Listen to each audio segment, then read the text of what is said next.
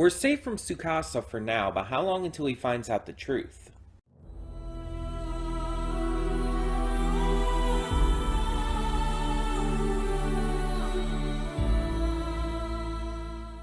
Hey everyone, welcome to Princess Gay. I'm your host Connie, and today we are here with my blind reaction to Dr. Stone episode 11. So last we left off, Gen decided to join the Kingdom of Science for Cola. Not the most exciting motivation, but hey, whatever works, right? Senku promised to make him some cola, and so he didn't rat out Senku to Tsukasa. And we're still trying to gain access to the village and figure out how to save Kohaku's sister. And we've kind of just figured out what seems to be the best way. There is this sort of fighting competition thing that they have in the village to determine the next chief. The winner will also get to marry the priestess. Now, they had the competition before, but Kohaku entered it to win so that this guy named Magma wouldn't, basically. Because Magma is a psychopath and just not the best person at all. So to protect her sister, she entered, and unfortunately she won, well, fortunately she won, but unfortunately it caused some issues. Because she couldn't marry her sister and become the chief, right? I mean, she could become the chief, but, you know. So, now what? Well, they decided they're going to hold it again, and we'll see what happens. Now, the Kingdom of Science is training up some competitors. And Chrome, when asked about it, basically said that he's a scientist, not a fighter. He doesn't want to do it. As long as whatever works will help out with the priestess, with Kohaku's sister, then he's good. That's all he cares about. That she's happy and in good hands. And that's awesome. That's really awesome of him. So yeah, now I guess we just see where this goes next.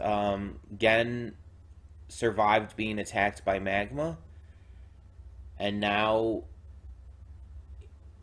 we just, I guess, see where we go next to figure this out. I don't know if we're gonna get to the tournament, or at least the start of it in this episode or not, but we'll see. So,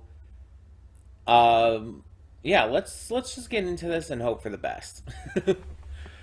So, when the screen fades to black, pause this redirect and go to the description below. Follow the link to the reaction, and...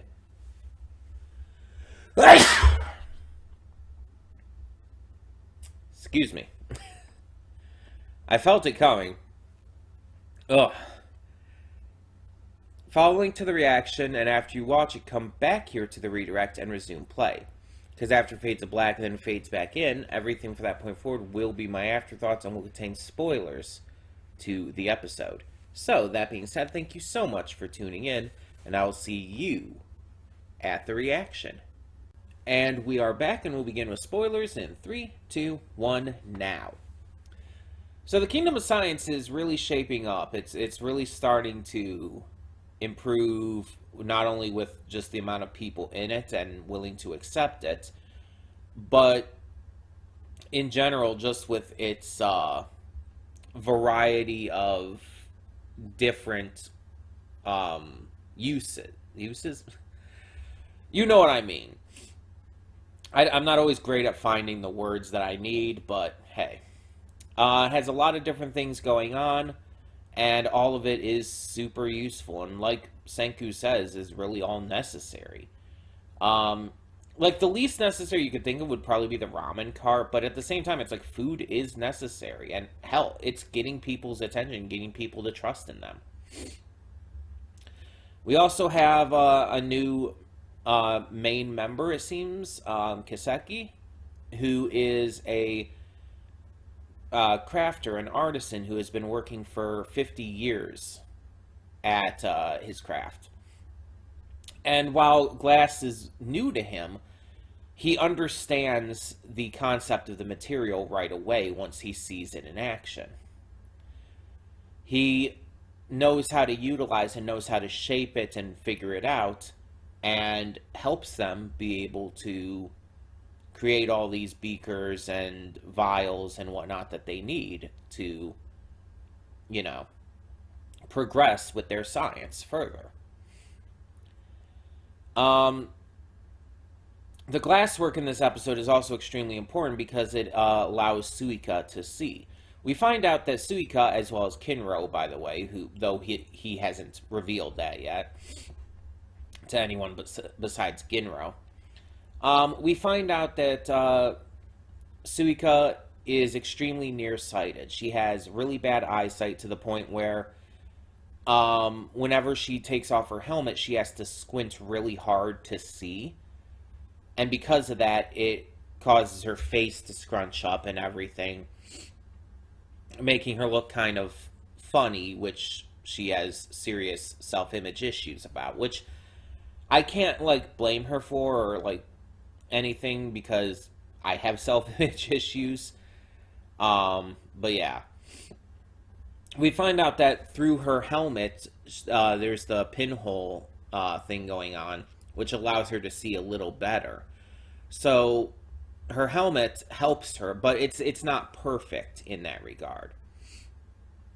So Senku, as they're trying to get glass made and everything, decides to make his first focus to create lenses that'll help her see. Now, mind you, there is something to mention here. As someone who has worn glasses and everything, lenses are not all the same. Let's say you have two different people who wear glasses. They're not going to have the same prescriptions for their lenses because their eyesight's going to be different, and what they need for their lenses is going to be different. That's why when you go to an eye doctor or whatnot, they will check your eyesight and give you all these tests, and that will determine what kind of lenses you need. Now, will a lot of lenses, especially just a basic lens, be able to help to some degree? Yeah. But there's also some lenses that would also make things extremely fuzzy. So, how did Senku know how to, or what kind of lens to make for her? Well, the answer is in the episode, and though it doesn't say it, it does show it. There's like the kind of montage part where they're making the lens and everything, and there's a point or two where it shows them testing it out by having Suika look through it, look through the created lens to see if it's helping her and everything. We actually get to see in action that they are testing it with her eyes to make sure that it works for her. So I actually really like that detail. And again, it's entirely visual. They don't say anything about it. It's during a little montage scene. So if you know anything about glasses and know how that works to any degree, it's like you'll probably catch that. And I caught it like pretty quickly. But yeah, it's pretty great that Senku did make that his initial goal. Once he realized that Suika was extremely nearsighted, that before all the beakers and everything that he wanted to make, the lenses were his priority. He chose to prioritize a friend over the progression of the kingdom of science in this case, though, because this helps with that as well. And we see that in action too, with Suika becoming more nimble and practically useful. because she can see better now, which means she won't be tripping up as much or messing up around when she's doing her jobs or whatever they have her do, getting materials or helping out or whatnot. It makes a point of showcasing how she's able to get around and, move a lot better now because she can, see things more clearly in front of her. And I really love that because it's like there's so many layers to how this is handled in this episode. Not only is Senku helping her because he's a good guy and wants to help her, but he's also doing it because it does help the progression of the Kingdom of Science in multiple ways. One, it helps them figure out how to work with glass to a degree. Two, it helps Suika, which is going to help work with the Kingdom of Science. It's just like there's layers to how good this is, and I really like seeing that kind of thing. Also, there is just the emotional level of it, seeing like Suika like crying because she can see for the first time. Also, Senku like assuring her that what she has is not abnormal, that it's not a sickness, not a disease, not something to be looked down on for. It's just like, that is just the sweetest, cutest thing ever. It is so genuine and so unbelievably kind and wonderful to see. And that kind of schmaltz obviously gets to me. I've made no secret of that. So yeah, we don't see any more of Gen in this episode. He hasn't returned or anything. It's focusing on kind of everyone else and just kind of like really wrapping together everything that we've seen so far with the building of the Kingdom of Science.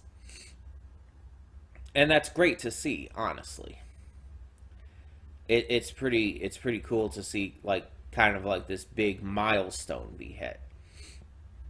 And we already know what's coming next episode now. They're apparently going to be working on the silver spear for Kinro. Or Ginro. No, Ginro. Ginro is the little blonde one.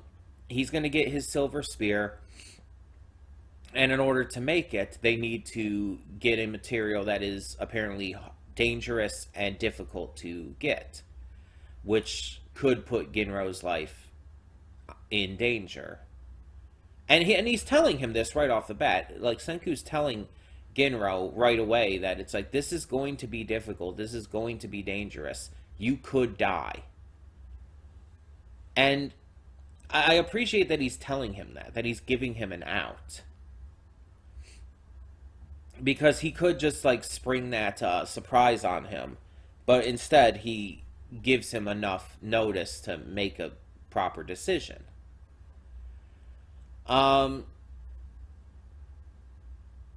We also find out, going back to Kaseki, that he made the shield that Kohaku has, that it was a gift when her father became chief. So we get to see like an example of his craft work, of his artisanship, and how good he is at it too. Like even before the glass stuff. So yeah, we're really getting into this, and while it's taking longer to actually, save Ruri and get the medicine going, it's like that is still the overall plan of what they're doing here. Like that is still what they're trying to accomplish. And Kinro and Ginro are still training for the tournament and everything. So everything is still set up and they are still working towards it. But it's actually taking some time to get there.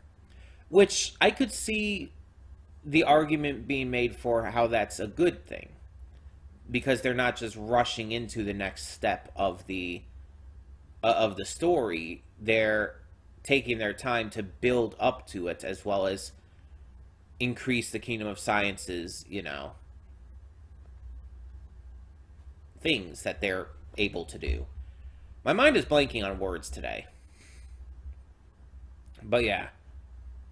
their productivity is going way, way up, and things are getting a lot crazier, a lot more exciting.